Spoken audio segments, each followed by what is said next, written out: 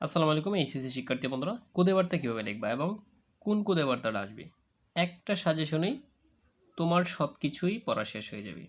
ঠিক আছে, আর কোদে বার্তা কোনটা আসবে সরাসরি বলে দিচ্ছি প্রিয় শিক্ষার্থী বন্ধুরা সকল বোর্ডের জন্য। বলে রাখি, বাংলা সাজেশনের পরেই তোমাদের ইংলিশ সাজেশন দেওয়া হবে, প্যারাগ্রাফ ফলো, রাইটিং যত কিছু আছে সব কিছু দিব, মাত্র 2 থেকে 3টার ভিতরে কমন পড়বে। অর্থাৎ সারা বছরে যা না পড়ছো 1 থেকে 2 ঘন্টা আমার ভিডিও দেখে তা তুমি শিখতে পারবা। ঠিক আছে, এজন্যই হচ্ছে ইউনিক টিচার, আমি হচ্ছে ইউনিক। প্রিয় শিক্ষার্থী বন্ধুরা, কোদে বার্তাটা কি? ছোটো একটা গল্প, কিন্তু লেখবা কীভাবে, 10-এ 10 কি তোমাকে দিবে কিনা।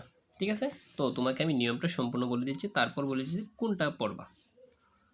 এটাকে বলা হয় বৈদ্যুতিক চিঠি।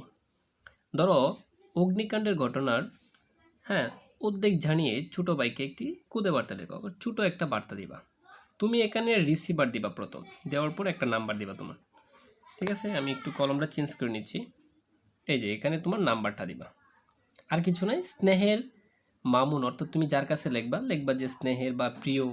ঠিক আছে, জাস্ট লিখবা নিচের নামটা। যার কাছে পাঠাইতেছ তার নামটা এখানে লিখবা। তারপর প্রিয় শিক্ষার্থী বন্ধুরা, দেখো টেলিভিশনে দেখতে পেলাম চকবাজারে ভয়াবহ অগ্নিকাণ্ডের ঘটনা ঘটেছে। ঠিক আছে, এইটা জাস্ট তুমি 5টা লাইন লিখবা, বেশি না, 5টি কথা লিখবা, 5টা লাইন না কিন্তু 5টা সেন্টেন্স। এভাবে এখান থেকে শুরু করে এই পর্যন্ত একটা সেন্টেন্স। ঠিক আছে, এভাবে 5টা সেন্টেন্স লিখবা যে অগ্নিকাণ্ডের ঘটনা ছড়িয়ে পড়েছে কক্সবাজারে বা যে কোনো স্থানে, চকবাজারে যে কোনো স্থানে আগুন লেগেছে, এই সম্পর্কে 5টা লাইন লিখবা, বেশি না।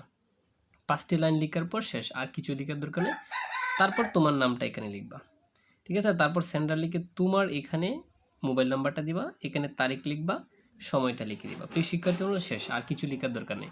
এখন কথা হচ্ছে কোন ধরনের এই খুদে বার্তা এবার আসতে পারে।